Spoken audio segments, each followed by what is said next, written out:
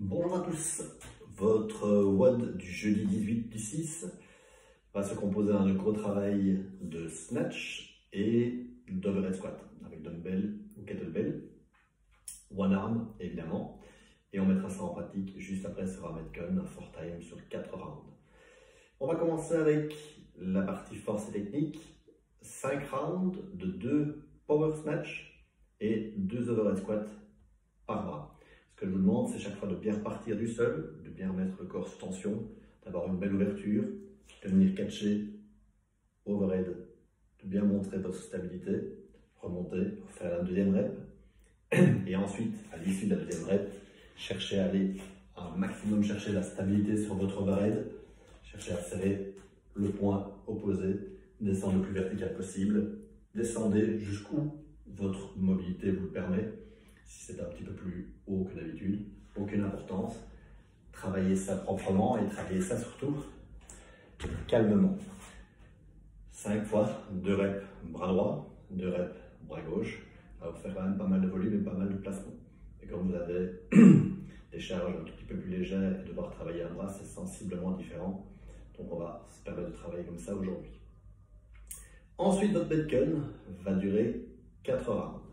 4 rounds composés d'abord d'un travail de snatch, suivi d'un travail de step-up, ensuite d'un travail de core training que j'ai décomposé de 2 manières. Je l'ai décomposé pour éviter trop de répétitions à la cage encore à la salle, pour y revenir progressivement et pouvoir vous permettre en fait de pouvoir les faire sans vous blesser au niveau des mains et revenir aussi régulièrement que possible. Le premier mouvement en salle, ce seront des power snatch. Il y en a 10, je pense, je n'ai plus ça en tête, mais voilà, je pense que c'est ça. Donc c'est 6, voilà. Par contre, vous, à la maison, ce sera 10. 10 power snatch. Donc je vous demande bien de repartir à chaque fois du sol, venir chercher et de venir chaque fois bien stabiliser, et puis vous redressez. Prenez le temps de faire chaque rep. Pas d'alternance, vous ne travaillez qu'avec un bras par round. Il y en a 4, vous alternerez un bras par round. Ensuite, en position front rack, des chairs step up, là vous alternez pied gauche et pied droit, même chose.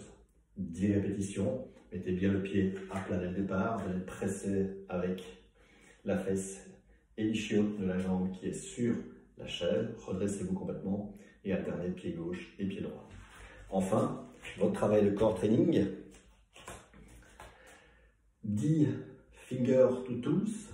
Donc là, on va venir chercher une pré-fatigue du core training. Et donc en salle après, ils vont devoir enchaîner avec des toes to bar sur un core training déjà un tout petit peu fatigué, ce qui va permettre d'avoir un ressenti un peu plus important sur un nombre de reps moindre. Donc, vous allez être en position au sol, jambes déjà à la verticale. Et je vais vous demander de venir chercher la pointe de vos pieds de manière explosive. Quand vous redescendez, gardez le bas du dos plaqué au sol. Laissez pas retomber vos épaules. Ne venez pas créer un jour entre le bas de votre dos et le sol. Restez ici. Montez aussi haut où vous pouvez. Et ensuite, vous enchaînez directement avec 10 hollow rock. Même principe. Engagez vos abdos. 10 hollow rock. Et ensuite, vous partirez pour le round suivant. Et le round suivant se fera entièrement avec le bras opposé. Les 10 snatch, sur le même bras, le front rack, les 10 step up, et ensuite le hollow rock, ainsi que le finger to tools. Voilà, j'espère que c'est compréhensible, que vous êtes prêts à vous dépasser, et qu'on vous revoit prochainement en salle, si malheureusement vous êtes encore obligé de le faire à la maison. Passez un excellent jeudi, à très vite.